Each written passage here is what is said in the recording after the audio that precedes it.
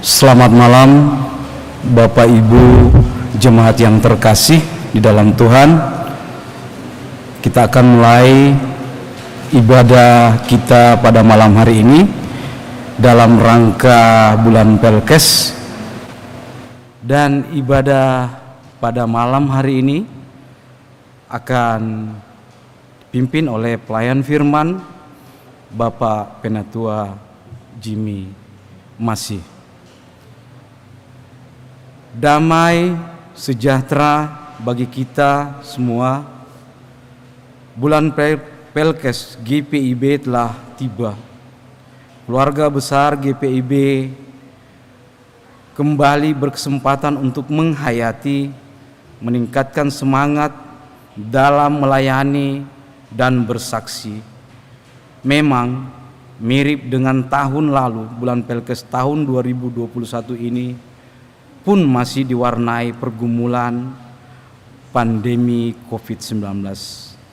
Meski demikian, kiranya kita semua tetap sehat, bersemangat, dan berhikmat dalam menjalani juga memaknai karunia kehidupan dari Tuhan selagi nafas masih ada, selagi tenaga masih Ia beri. Hendaklah kita hidup, kita dan keluarga kita terus berbuah demi memberitakan kasih-Nya dan demi mewujudkan damai sejahtera Kristus bagi seluruh ciptaan. Mari kita berdiri dan bersama mengagungkan Sang Tritunggal Maha Kudus. Nyanyian umat Gita Bakti 17 bait pertama dan kedua, Abadi Tak Nampak.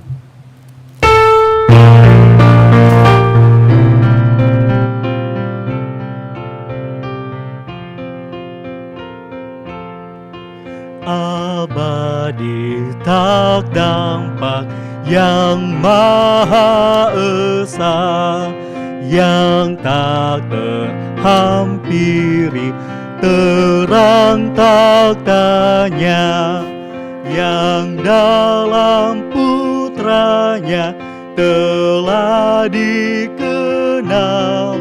Baginya lah hormat dan kuasa kekal.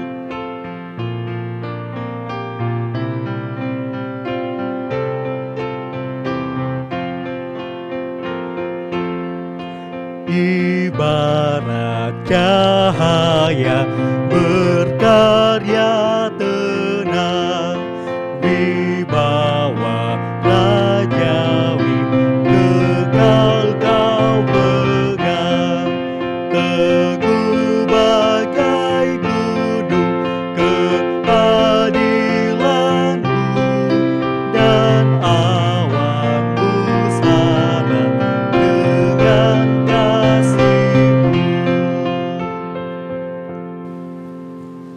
Litani doa. Mari berdoa secara berbalasan. Terpujilah namamu ya Allah Tritunggal Maha Kudus.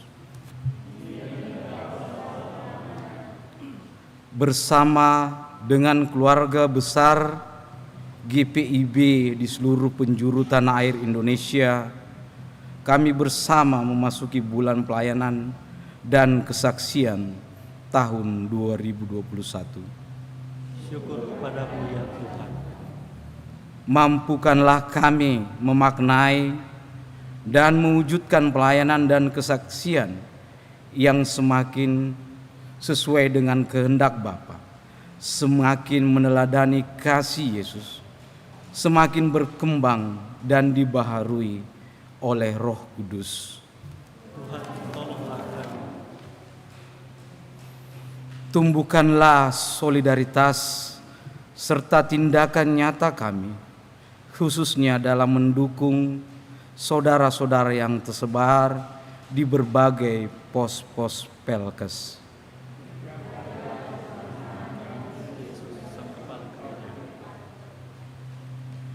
Melalui pujian, renungan, dan doa yang kami lakukan bersama keluarga kami, buatlah kami semakin bertumbuh di dalam iman, pengharapan, dan kasih. Di dalam nama Allah Bapa, Anak, dan Roh Kudus kami berbakti. Amin. Jemaat disilakan duduk.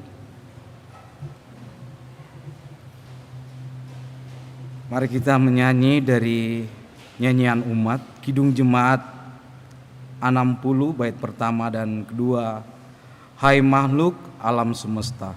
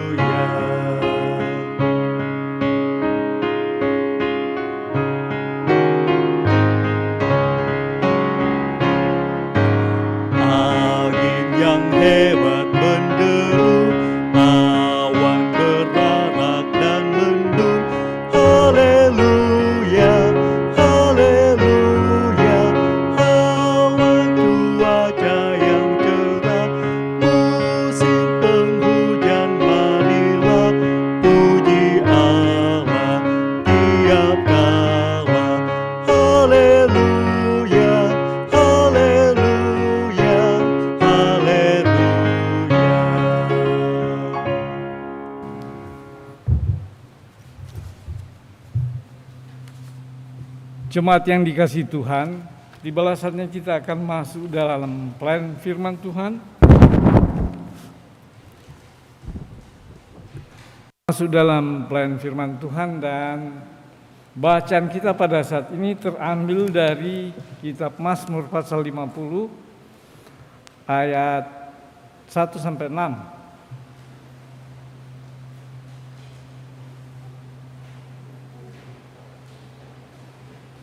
Dan itu kita akan baca secara berbalasan, tapi mendahulunya kita awali dengan doa.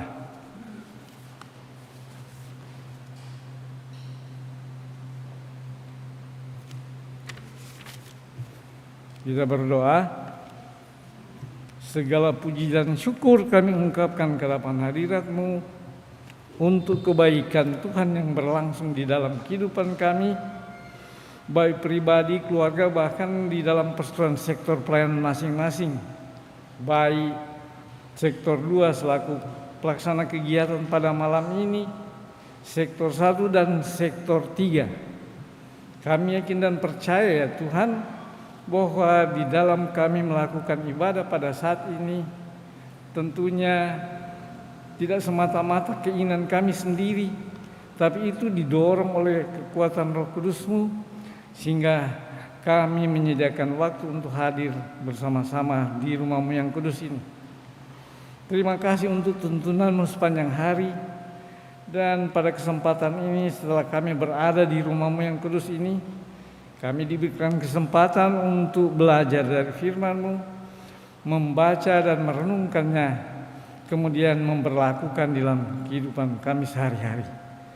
Oleh karena itu, dengan penuh kerendahan hati kami memohon Engkau tuntun kami, baik sidang Jumat yang sudah hadir yang akan sama-sama merenungkan, maupun hamba-Mu yang akan memaparkan ini. Pakai kami sebagai alat-Mu ya Tuhan, sehingga apa yang kami pahami, apa yang kami dengar, kami mampu berlakukan di dalam kehidupan beriman kami selaku umat ketebusan.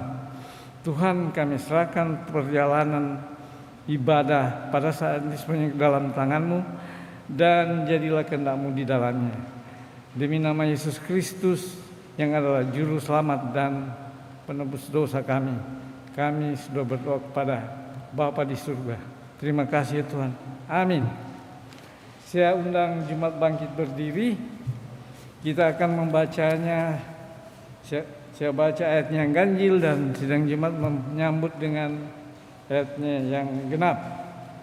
Mazmur pasal 50 ayat 1 sampai 6 dengan judul perikop yaitu ibadah yang sejati. Mazmur Asaf. Yang Maha Kuasa Tuhan Allah berfirman dan memanggil bumi dari terbitnya matahari sampai kepada terbenamnya.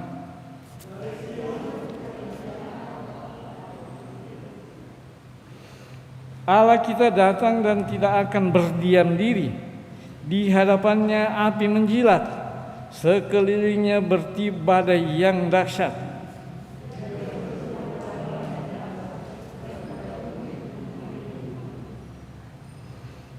Bawalah kemari orang-orang yang kukasihi, yang mengikat perjanjian dengan aku berdasarkan korban sembelihan.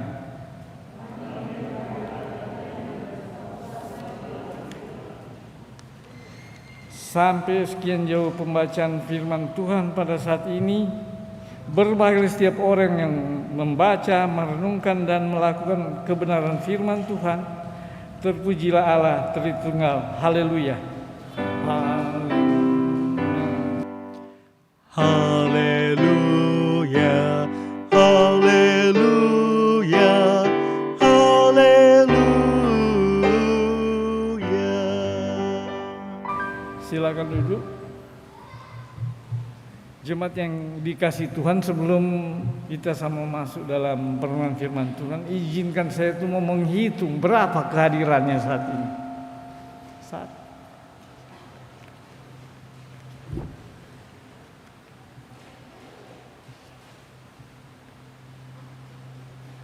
Lebih kurang mirip-mirip pertemuan kita yang lalu. Di awal pertemuan ibadah keluarga secara sektoral yang digabung 3 sektor, ya beda-beda tipis kalau saya mau lihat. Secara proporsional kalau kita mau bandingkan dengan yang biasa kita lakukan, pasti ini tidak ideal. Sektor saja di atas jumlah ini. Apalagi ini digabung 3 sektor. Tapi saya yakin dan percaya bahwa kondisi ini kita tahu bersama, karena situasi COVID yang berlangsung saat ini mengakibatkan kita menjadi terbatas di dalam bersekutu. Tapi saya yakin dan percaya bahwa lepas dari kita yang hadir secara daring saat ini, pasti ada juga yang melalui daring. Sekalipun kita tidak tahu pasti karena kita tidak punya data. Tapi jangan berkecil hati, karena kalau kita terlalu terjebak juga dengan melihat realita, pasti kita kecewa. Repotnya pada titik di mana kita kecewa, cenderung kita mulai menginterpretasikan sebab akibatnya. Syukur kalau betul, tapi kalau salah interpretasinya, kita malah justru bukan mendatangkan kebaikan, tapi mendatangkan dosa.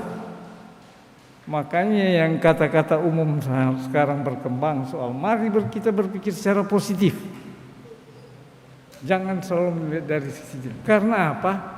Yang lebih penting begini, Yesus bilang, itu di Matius 18 ayat 20, dia bilang, di mana ada 2 atau 3 orang berkumpul dalam nama, aku akan hadir di antara mereka. Dan ini harus kita aminkan, sehingga apa yang berlangsung pada saat ini bukan hal yang sia-sia, tapi sesuatu yang bermanfaat, baik yang kita yang hadir, baik yang melalui daringnya itu apa?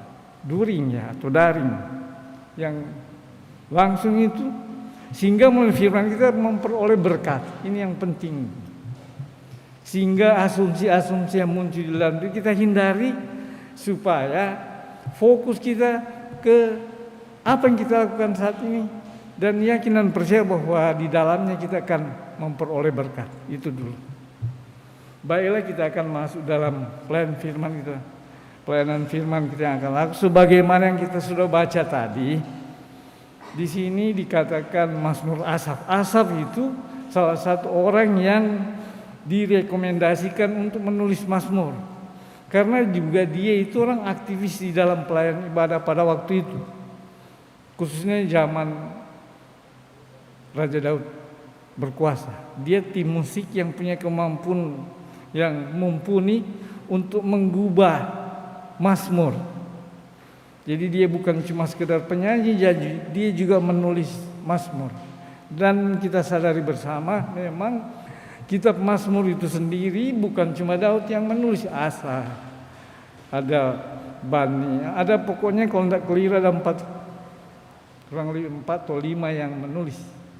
Akan tetapi kenapa ini tidak diangkat secara total bahwa soal latar belakang penulisnya? Karena yang lebih penting kontennya itu. Dimana kalau kita pelajari secara mendalam, kitab Mazmur itu merupakan gubahan yang sangat luar biasa dan karya yang sangat istimewa. Karena kalau kita mau lihat sifat penulisannya itu interaksi antara Allah dengan manusia, kemudian ditulis oleh pemazmur.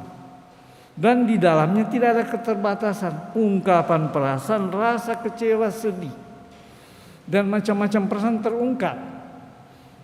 Sehingga kalau kita mau bandingkan dengan Amsal itu sedikit berbeda. Amsal lebih fokus ke kata-kata bijak.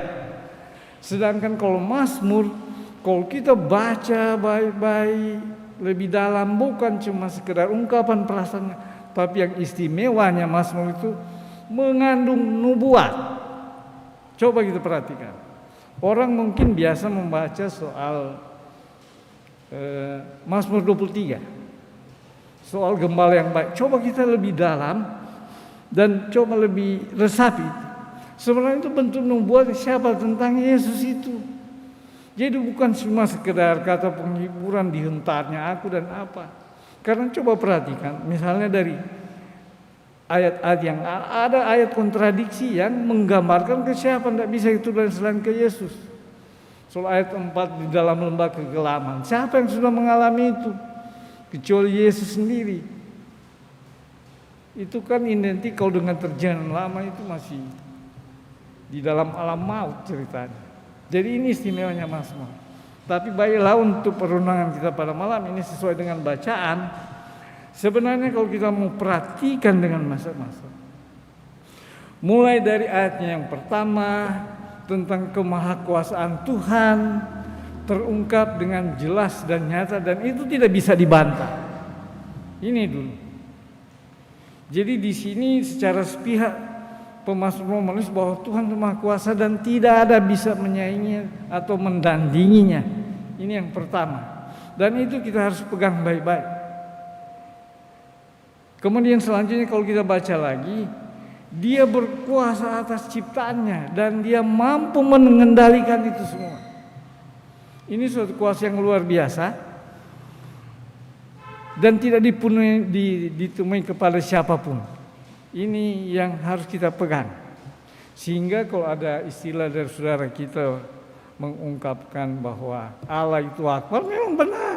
Allah itu maha besar, maha mulia, maha tahu, maha penuh rahmat dan sebagainya. Jadi ungkapan-ungkapan dari saudara kita juga sebenarnya kalau kita mau jujur lebih banyak dikopi dari ajaran yang ada di dalam keyakinan kita. Dan itu kita harus lakuin, tidak usah ragu-ragu, tidak usah malu-malu.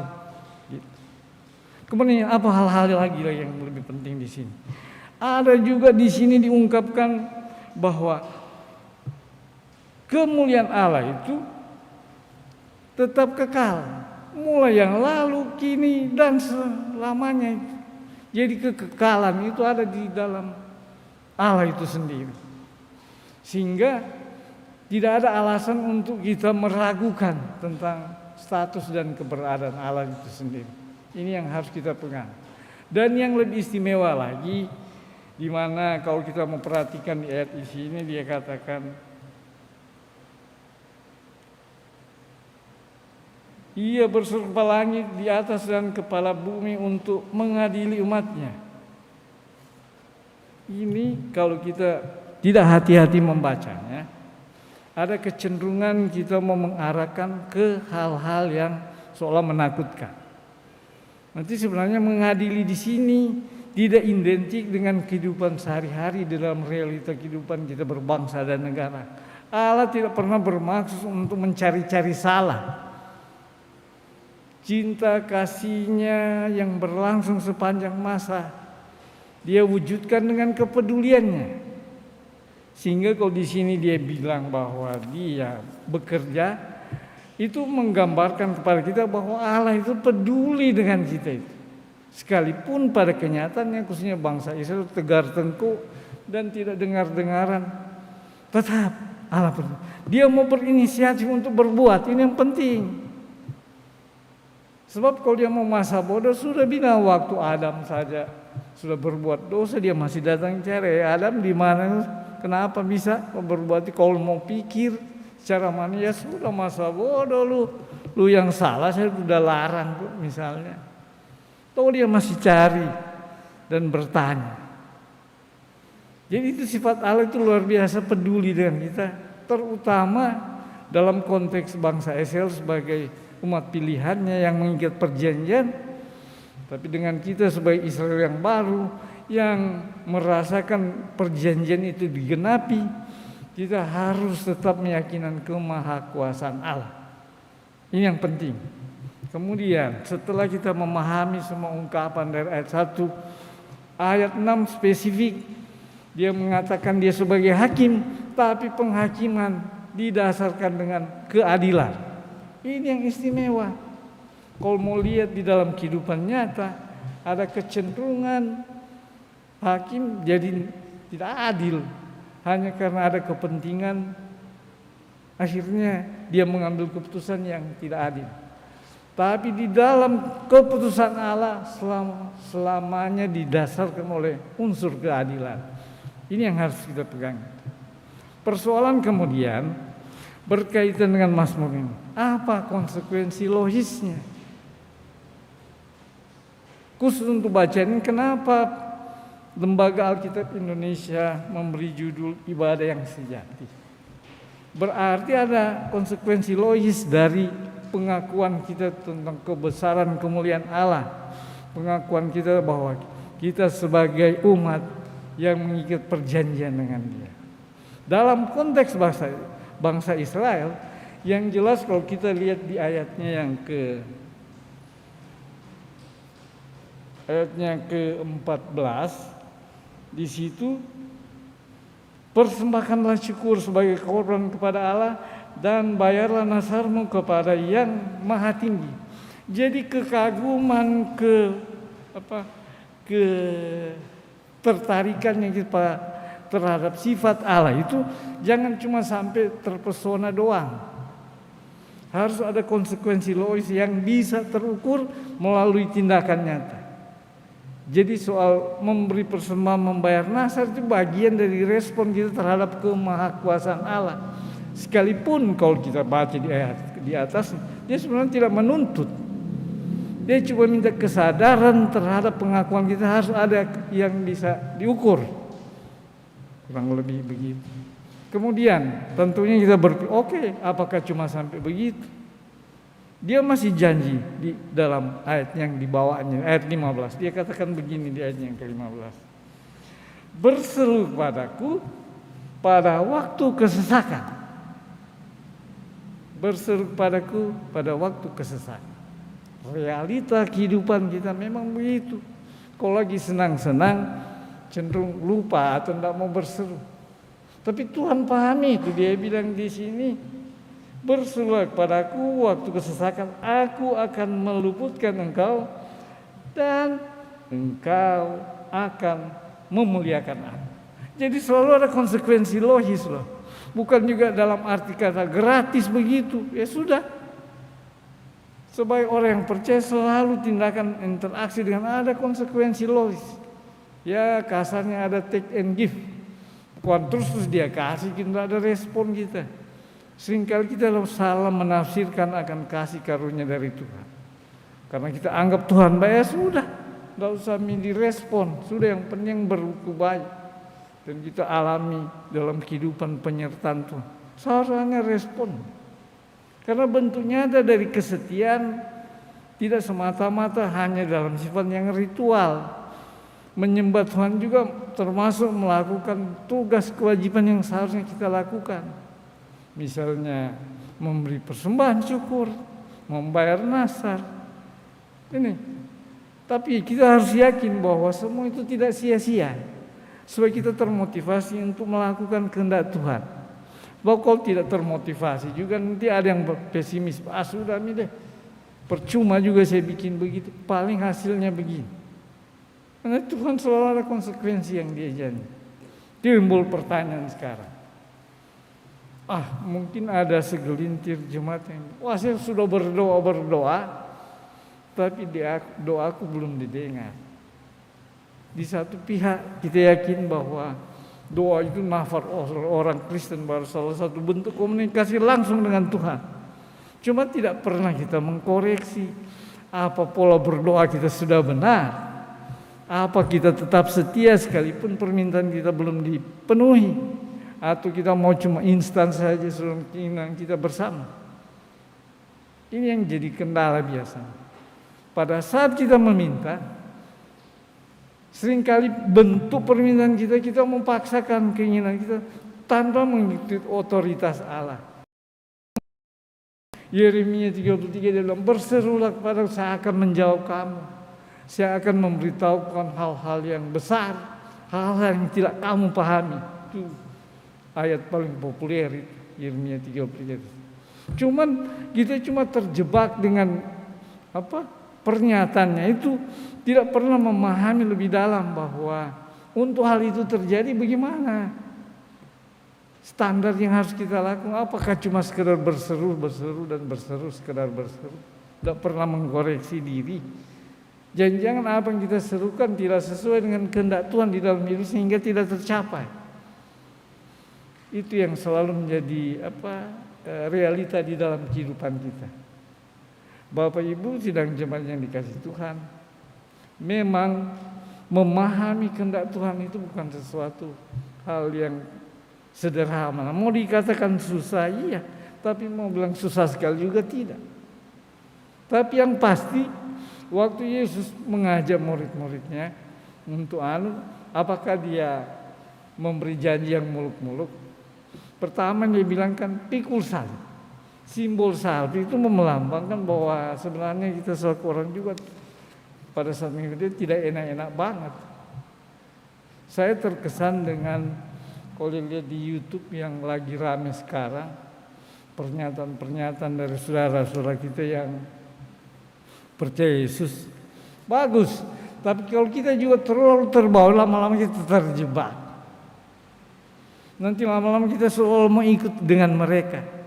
Perlu diketahui bahwa cara bekerja Tuhan di masing-masing orang berbeda. Jangan mau disamaratakan orang kayak mereka. Misalnya ada contoh yang paling aktual sekarang. Mungkin ada yang lihat di YouTube yang bukan dokter, pastor Andi Simon ya. Soal dia melakukan penyembuhan itu. Saya baik pribadi maupun iman saya menerima itu sebagai realita yang Tuhan berikan ke dia. Tapi saya tidak mau juga terjebak dengan kekaguman terhadap beliau pribadi.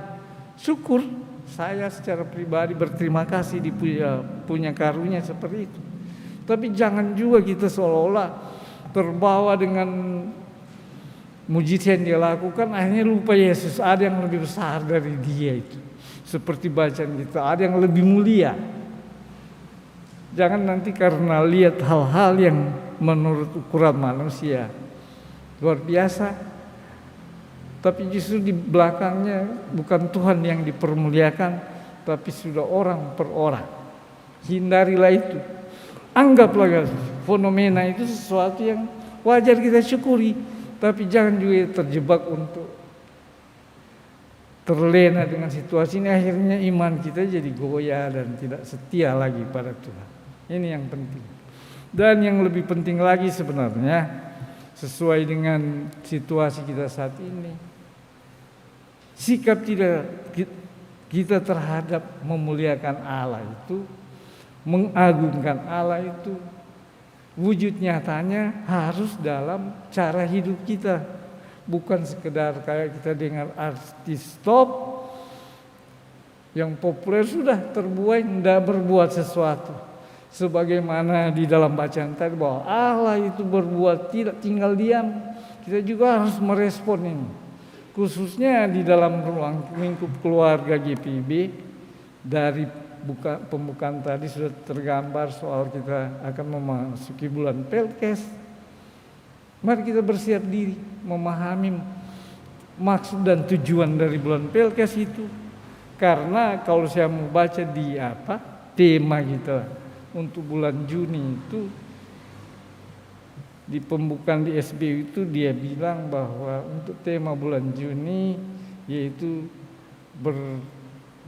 berjemaat secara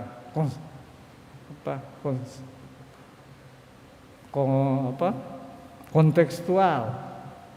Kemudian subtemanya jemaat menjadi panggilan dan pengutusan.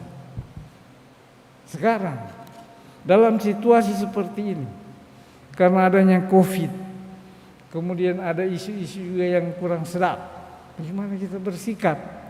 Apakah iman kita mundur? Apakah kekaguman, kebanggaan kita kepada Allah yang besar, yang berkuasa tidak mempengaruhi dalam gambaran kehidupan kita? Ini yang perlu diasah.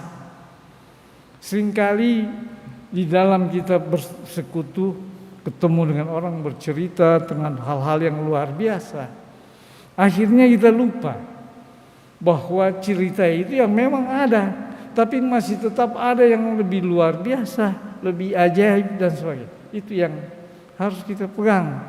Dan yang lebih repot lagi, begitu kita menjalani masalah, karena di dalam kehidupan ini tentunya antar keluarga pribadi berbeda dengan masalah.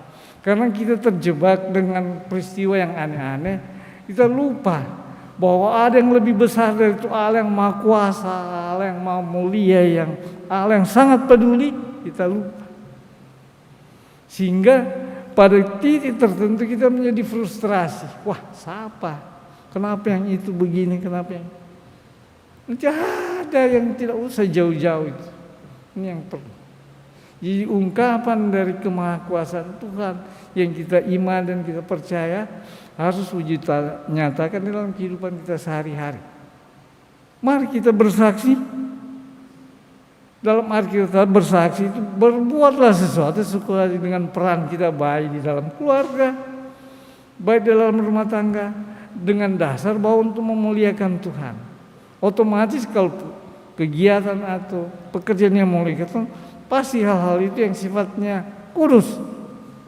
Ini yang penting. Janganlah berlaku yang aneh-aneh baru seolah-olah mengatasnamakan bahwa oh ini kehendak Allah, ini sangat keliru. Orang tua yang sekarang mempersiapkan diri untuk anak-anak masuk sekolah, dari segi finansial pasti ada kelompok yang juga diperhadapkan dengan kenyataan ini. Tidak menutup kemungkinan membuat kita jadi gelisah. Bagaimana menghadapi ini dalam situasi kondisi COVID begini, kondisi finansial keluarga begini. Pergumulan ini kadang-kadang lupa bahwa kita ada sumber yang luar biasa dan dia mampu melakukan itu. Persoalannya apakah kita berseru ke dia, apakah kita menyerahkan pergumulan terhadap dia, atau cuma curhat di teman, ataupun tidak curhat langsung terhadap dia. Karena cuma dia yang mampu melakukan. Di Yeremia tadi dia akan menjawab, bahkan menyatakan hal-hal yang besar, bahkan hal-hal yang tidak kita pahami. Kalau kita mau terjemahkan di dalam kehidupan sehari-hari, hal-hal yang kita tidak pahami, ya saya pribadi kadang-kadang ada di luar dugaan yang muncul, yang menurut rasio kita tidak mungkin jadi mungkin. Cuman di dalam proses tentu ada bahasa kerennya, orang bilang ada ikhtiar, ada upaya yang ditempuh untuk menghasilkan sesuatu yang bahkan bisa saya di luar yang kita harapkan. Ini yang harus kita yakini. Jadi yang penting sebenarnya pemazmur itu memotivasi kita untuk meyakini bahwa ada kuasa yang besar. Biarlah sesuatu fenomena yang terjadi, tapi jangan mengakibatkan kita melupakan sumber berkat itu, sumber rahmat itu, bahwa Allah sendiri. Persoalannya apakah kita konsisten melakukan, meminta kepadanya. Yesus bilang siapa yang meminta akan diberikan ketuk. Tapi orang cuma sekedar secara kalimat memahami. Ya meminta juga pasti ada proses yang untuk sampai ke situ.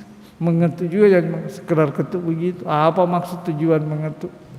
Saya kira kita sudah pahami bersama. Oleh karena itu, konteks Allah berfirman terhadap bangsanya, bangsa Israel, dengan Allah berfirman pada saat ini, tidak usah kita ragukan. Penggenapan dari kekurangan yang lalu sudah digenapi oleh Yesus itu sendiri. Dan ini kita sedia, makanya ini dibikin Minggu Trinitas. Bagaimana karakter Allah sebagai Allah Bapa yang sejak perjanjian lama sudah ditahu, kemudian dengan diutusnya Yesus ke dalam dunia ini untuk menebus dosa manusia itu. Kemudian sesudah itu dia harus dikorbankan, disalib, bangkit, naik ke surga, dan janji yang terakhir dia genapi melalui turunnya Roh Kudus. Beberapa waktu yang lalu kita sudah rayakan ini.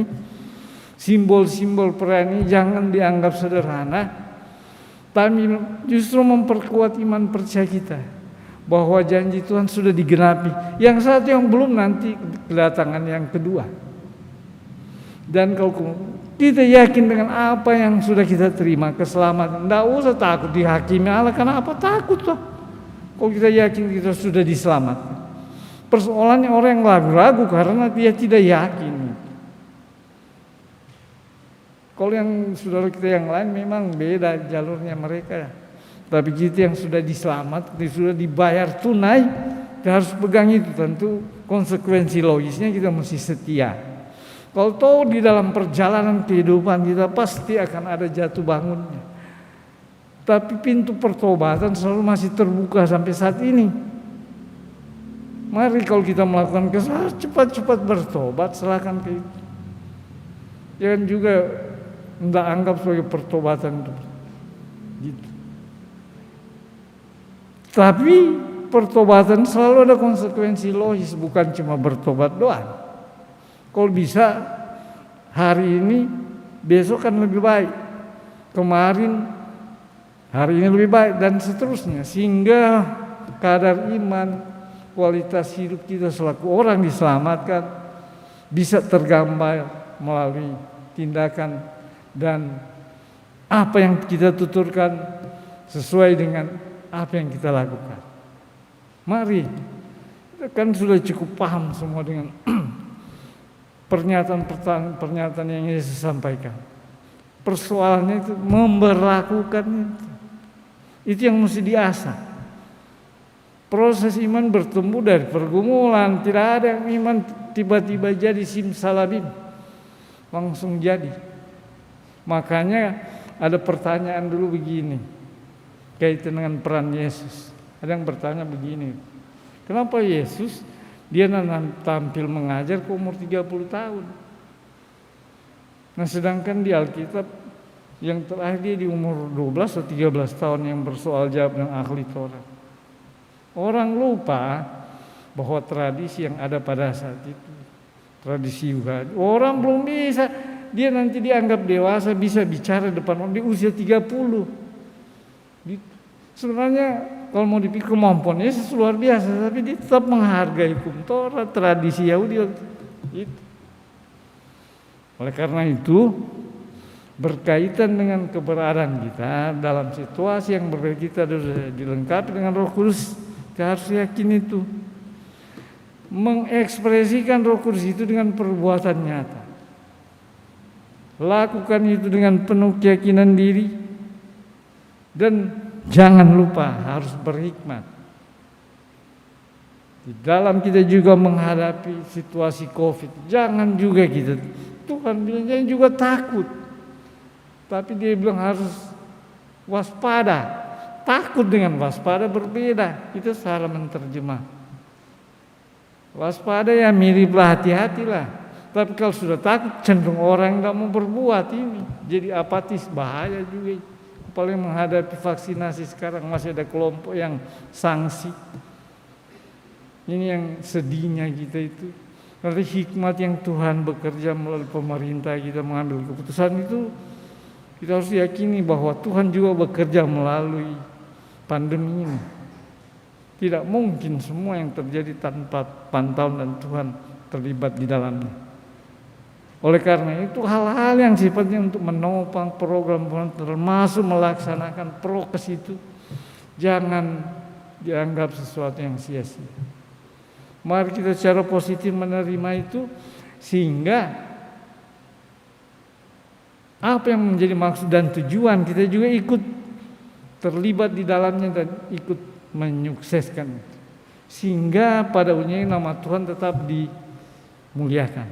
Oleh karena itu sebelum saya akhiri renungan kita pada malam ini, saya mau cerita sedikit kaitan dengan berhikmat itu.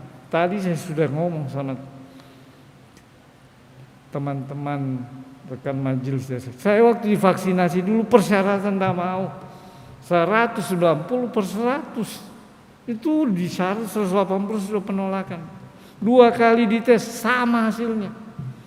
Tapi saya punya keyakinan dari saya kan juga sewaktu-waktu tensi saya kok tiba-tiba kenapa saya masih bisa datang vaksin.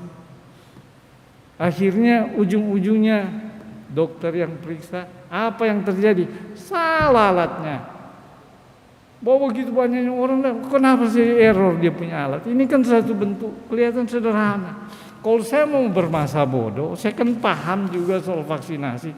Sudah, saya tidak bisa. Jadi antara keinginan untuk melakukan kegiatan dengan realita jadi indahan. Jadi di sini juga perlu kita harus berhikmat. Jangan menerima sesuatu secara mentah-mentah. Belajar juga mengkaji kalau ada hambatan. Ini juga. Ini contoh sederhana saja. Supaya dengan demikian, ya kalau toh akhirnya kita memang tidak bersedia, minimal jangan mempengaruhi orang.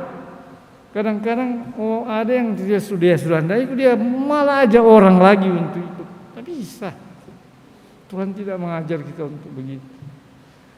Kita harus ada konsekuensi logis dari berhikmat. Dan saya yakin dan percaya dari pembekalan yang diberikan oleh Mazmur itu kita sudah paham. Mengagungkan Tuhan, memuliakan Tuhan, mengakui harus ada konsekuensi logisnya. Tidak cukup dengan pernyataan. Sikap kita yang harus penting di dalam memahami. Demikian juga dengan program yang kita melakukan bulan Belkes, Hutya pendek dan ada beberapa kegiatan.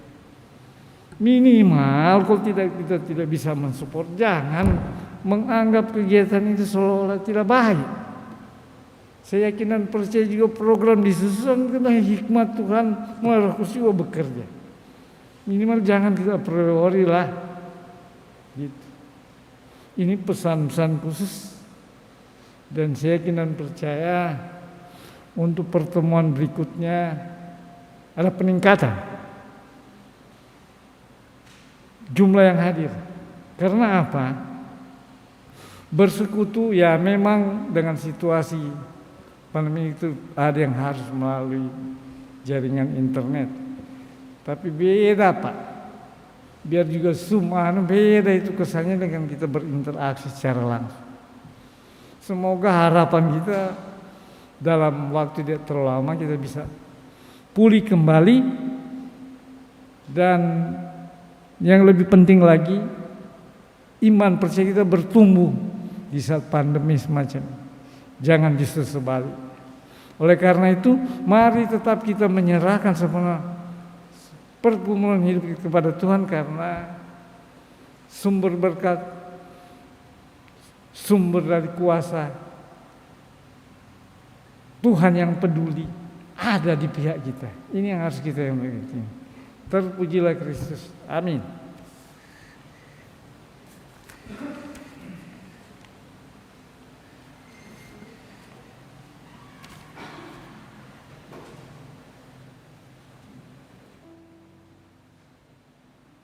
Mari kita sambut dengan melakukan Kirim Jumat 256 ayat 1 dan 3.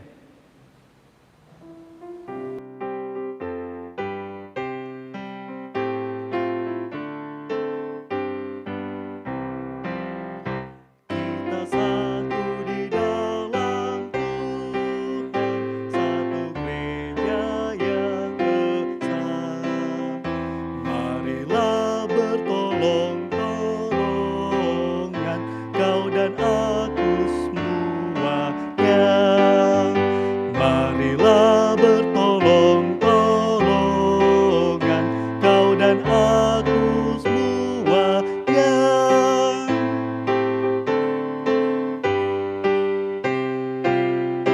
Tuhan selalu memelihara seluruh alam semesta.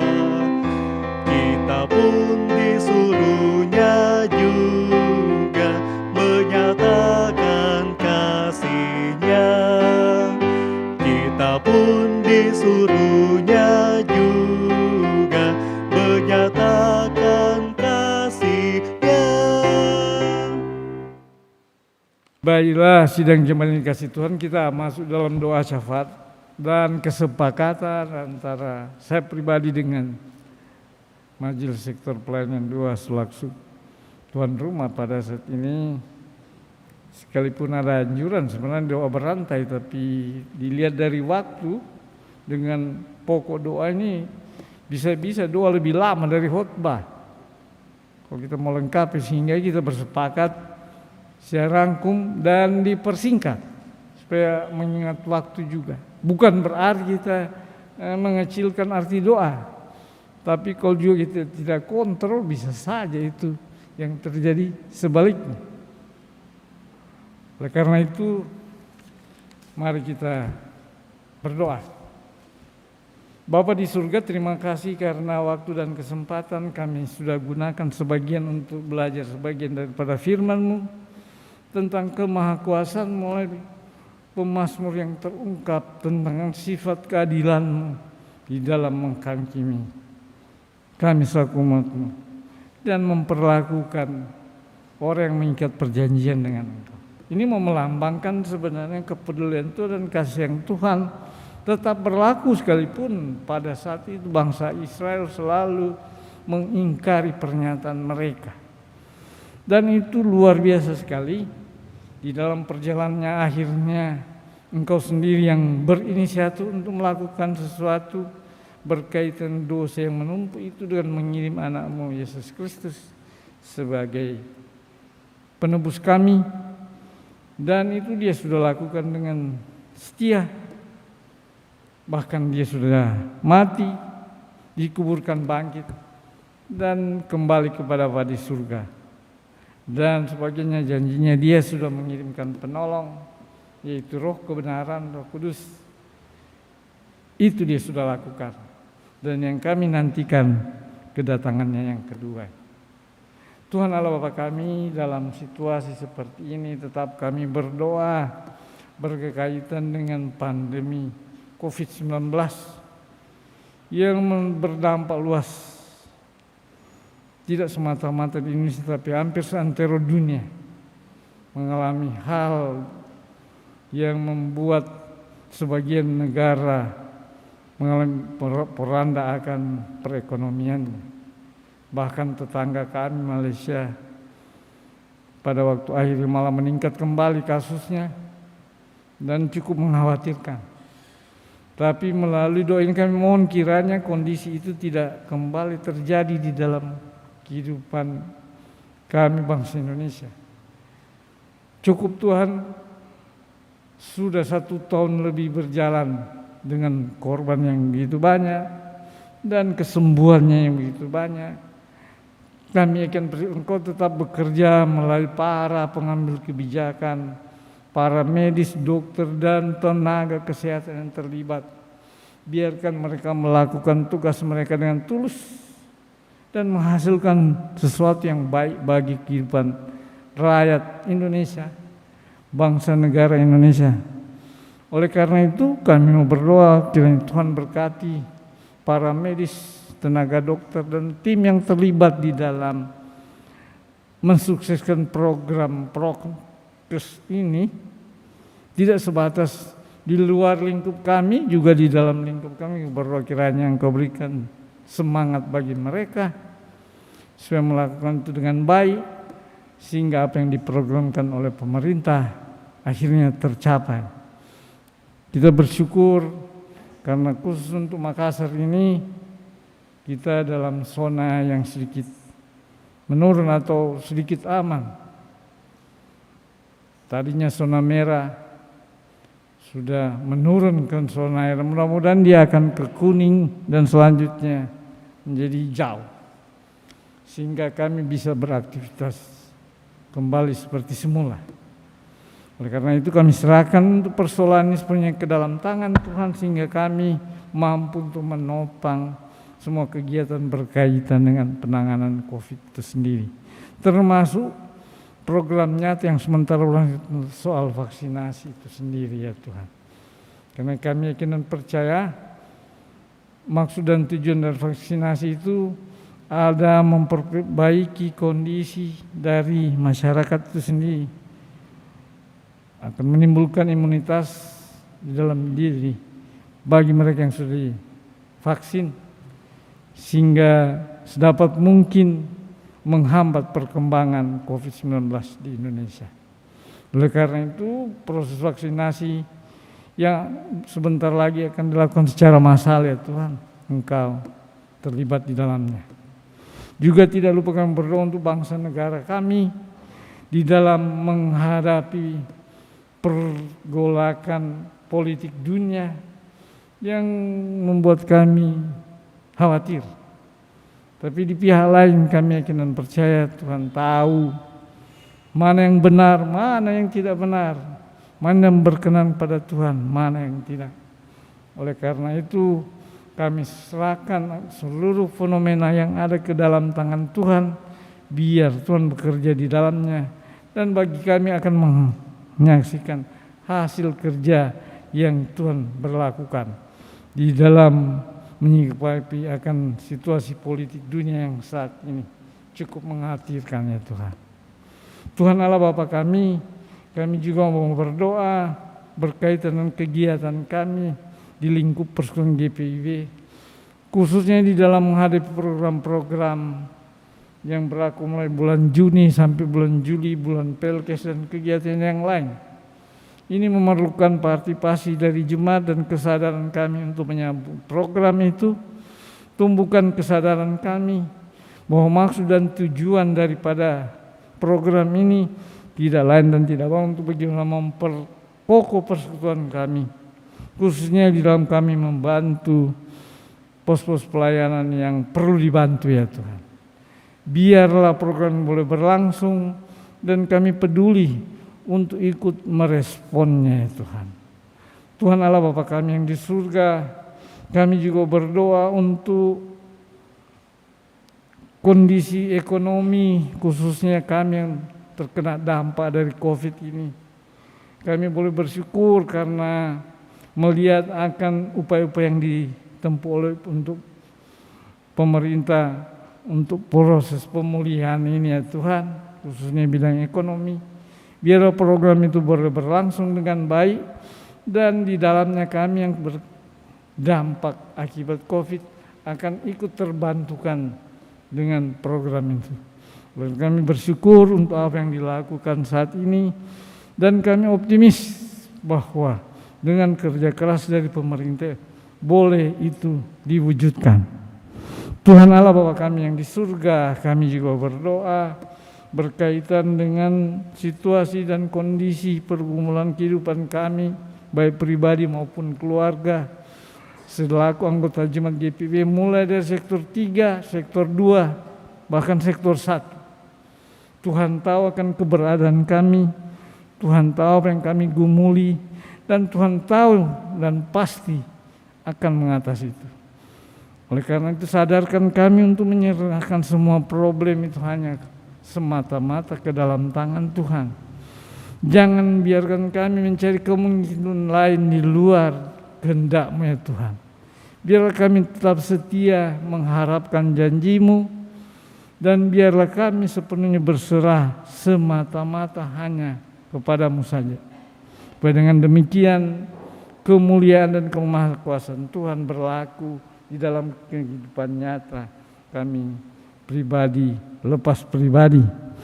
Oleh karena itu kami juga serahkan buat keberadaan saudara-saudara kami yang karena sakit penyakit sehingga mereka tidak bisa hadir, bahkan tidak bisa beraktivitas dengan normal. Tuhan tolonglah mereka, sembuhkan mereka, jamah mereka, sehingga apa yang menjadi pengharapan mereka, entah itu secara perlahan-lahan boleh pulih, dan sukacita tetap menjadi bagian di dalam kehidupan mereka. Upaya-upaya yang ditempuh kami serahkan ke dalam tangan Tuhan. Lebih dari itu juga kami tetap berdoa untuk pelayan di tingkat sektor 3, 2, 1, semua majelis yang bertugas. Berkatilah mereka ya Tuhan, berikanlah kesadaran dan keyakinan bahwa Engkau tetap menyertai mereka dan memberkati mereka. Biarlah mereka berbuat sesuai dengan pengutusan mereka, supaya dengan demikian kami mampu menjadi saksi sekurang-kurangnya di lingkungan keluarga, di lingkungan sektor kami. Oleh karena itu kami yakin dan percaya Engkau juga tetap akan menolong kami baik pribadi maupun keluarga, bahkan persekutuan Jumat. Bapa di surga, lebih dari itu juga kami mau berdoa secara khusus untuk keberadaan kami di Makassar ini. Hindari kami dari hal-hal yang buruk ya Tuhan, karena bagaimanapun juga kami dengan situasi yang ada sekarang, ada kecenderungan untuk menganggap bahwa kondisi yang berlangsung di Makassar sekalipun kelihatan adem-adem saja, tapi tidak menutup kemungkinan manakala terjadi satu gesekan akan berdampak luas. Oleh karena itu melalui doa kami mohon kiranya Engkau saja yang terlibat dan terjun di dalamnya. Biarkan kami menjalani kehidupan dengan tenang, hindarkan kami rasa takut, dan biarlah kami tetap waspada menyikapi ini semua ya Tuhan. Tuhan, lebih dari itu kami tidak lupa berdoa untuk semua yang terlibat di dalam persekutuan pada malam ini, baik dalam kapasitas sebagai majelis petugas liturgis yang sekaligus sebagai tuan rumah pada saat sektor pelayanan 2 ya Tuhan. Kami serahkan keberadaan mereka di dalam tangan Tuhan. Biarlah mereka Engkau pakai sebagai alat-Mu, sehingga dengan demikian mereka senantiasa menjadi saluran berkat, tidak semata-mata untuk di keluarganya, di persekutuan istimewa di dalam pelayanan kami di Jemaat Bahtera Kasih. Demikian halnya juga dengan petugas, entah itu organis, kemudian petugas multimedia, sound system, dan semua yang menopang ibadah ini sehingga boleh berlangsung dengan baik sesuai dengan talenta yang ada pada mereka. Biarlah mereka tetap berkarya di dalam pelayanan dan jadikan apa yang mereka lakukan menjadi berkat, tidak sebatas untuk dirinya sendiri, tapi juga untuk jemaat kami teristimewa untuk memuliakan dan membesarkan nama-Mu. Karena itu kami serahkan sepenuhnya kehidupan ke dalam tangan Tuhan, dan jadilah kehendak Tuhan di dalam kehidupan mereka. Tidak lupa kami berdoa buat koster dan petugas keamanan yang juga tidak kalah pentingnya dalam menopang ini. Kami juga berdoa buat mereka, ya Tuhan tetap mengasihi mereka, memberi kesehatan dan kekuatan. Tuhan Allah Bapa di surga, banyak hal yang kami mau sampaikan kepadamu, tapi keterbatasan kami, termasuk di dalamnya juga keterbatasan waktu, sehingga doa ini kami akhiri dengan doa yang Kau sudah ajarkan kepada kami secara bersama-sama, yaitu doa Bapa kami. Bapa kami yang di surga, dikuduskanlah nama-Mu, datanglah kerajaan-Mu, jadilah kehendak-Mu di bumi seperti di surga. Berikanlah pada hari makan kami secukupnya, dan ampuni kesalahan kami yang bersalah pada kami. Jangan buat kami dalam pencobaan, tapi lepaskanlah kami daripada yang jahat.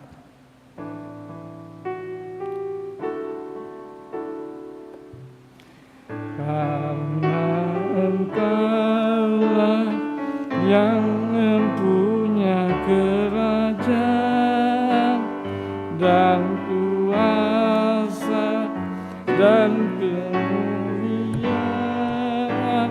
sampai selama-lamanya. Amin.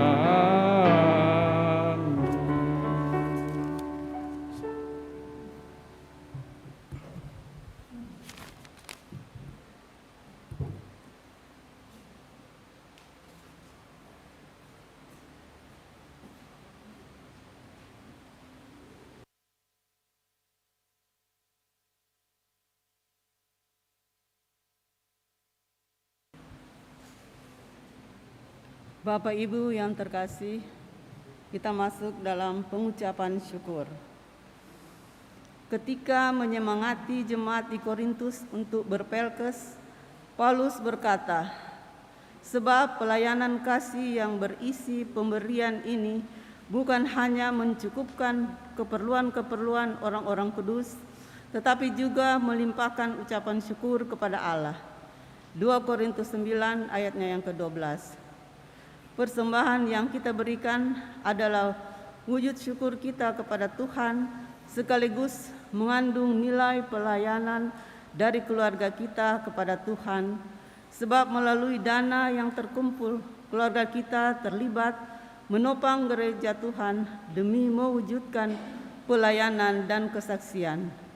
Mari bersyukur dan melayani melalui persembahan sambil memuji Tuhan, Pencipta alam Nusantara nan permai.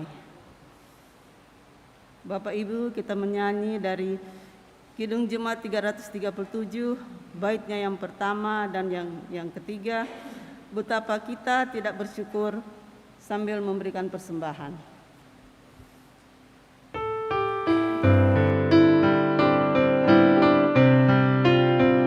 Betapa kita tidak bersyukur, bertanah air kaya dan subur, lautnya luas, gunungnya megah, menghijau padang, bukit dan lembah.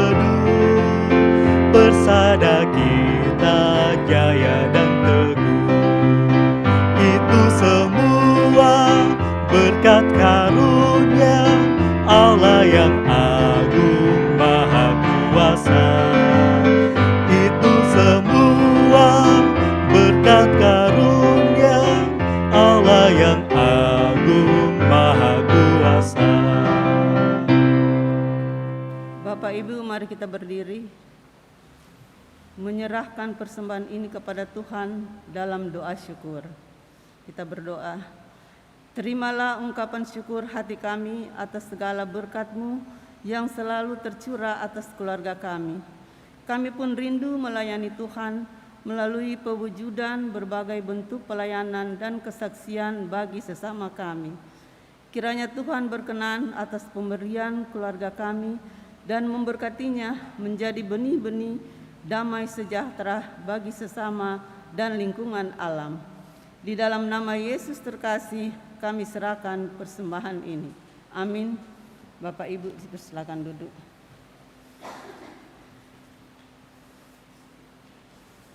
Warta Jemaat Rabu 2 Juni 2021. Mohon perhatian seluruh jemaat untuk warta jemaat yang mengingatkan akan panggilan, pengutusan dan pelayanan gereja sepekan mendatang. Pertama, bidang teologi. Majelis Jemaat GPIB Jemaat Bah Terkasih mengucapkan terima kasih kepada pelayan firman Penatua Jimmy Benyamin F. Masi, pelayan liturgi Diakon dan Penatua GPIB Jemaat Bah Terkasih di sektor pelayanan 2. Pemandu lagu Saudara Peter Pasandea, organis Saudara Stefli Padi, produksi siaran tim multimedia, Satuan Tugas Taktis Adaptasi Kebiasaan Baru Satgas AKB. Atas pelayanannya pada hari ini dan jam ini, Tuhan memberkati. Bidang ibadah sektor pelayanan online.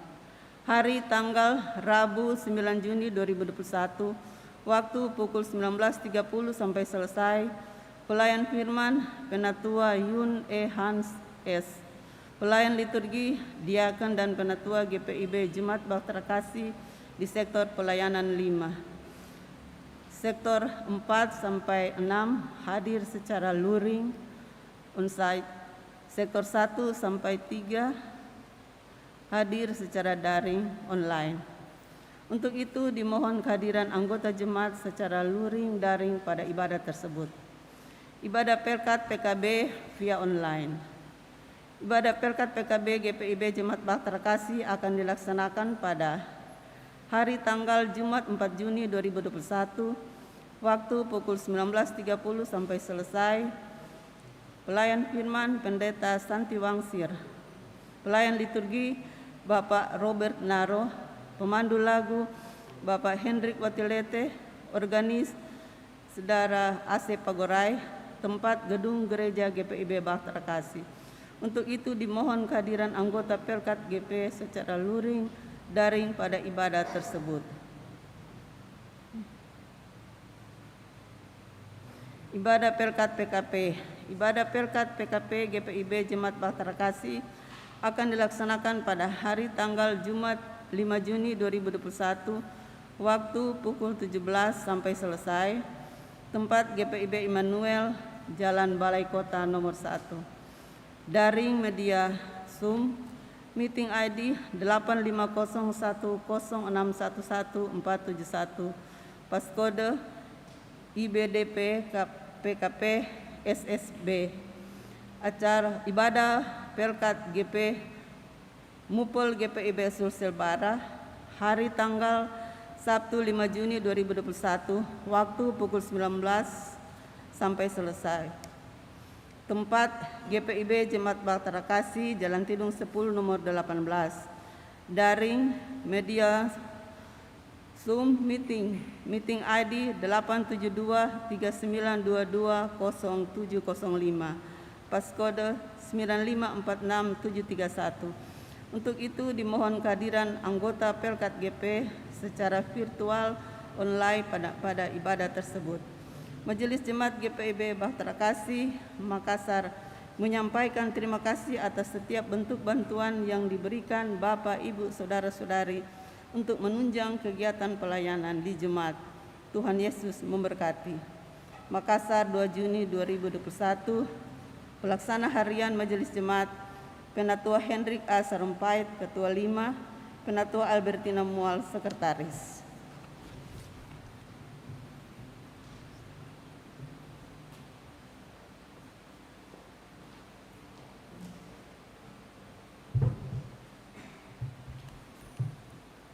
Bapak Ibu yang dikasihi Tuhan, marilah melanjutkan ibadah kita melalui karya kehidupan keluarga yang menjadi saluran berkat bagi sesama dan lingkungan. Saya undang jemaat bangkit berdiri, kita melakukan Kidung Jumat 430 ayat 1 dan 2. Jika padaku ditanyakan dan seterusnya.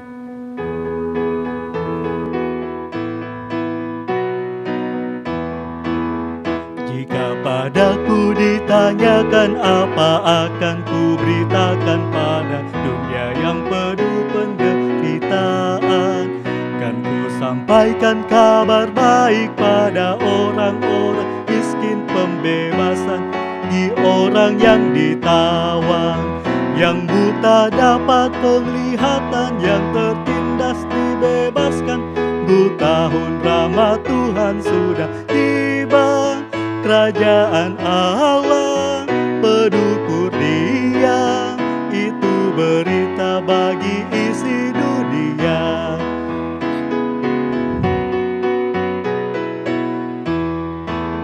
Jika padaku ditanyakan apa akan ku sampaikan pada dunia yang penuh dengan cobaan.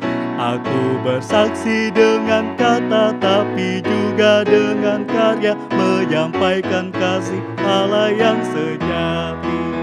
Telah tersedia bagi kita pengampunan dan anugerah keselamatan dalam Kristus puteranya.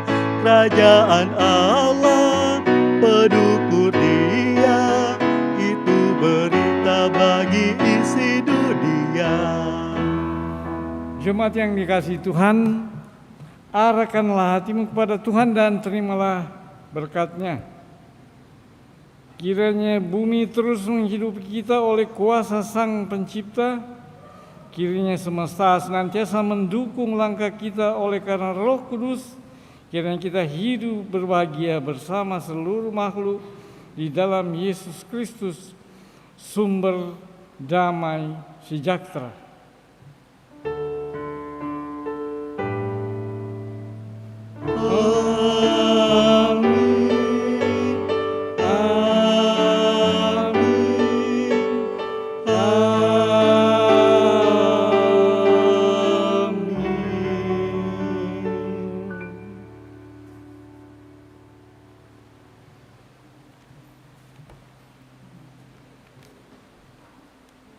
Terima kasih Bapak Ibu, ibadah sudah berlangsung dan sekali lagi selamat malam. Tuhan memberkati kita sekalian. Amin.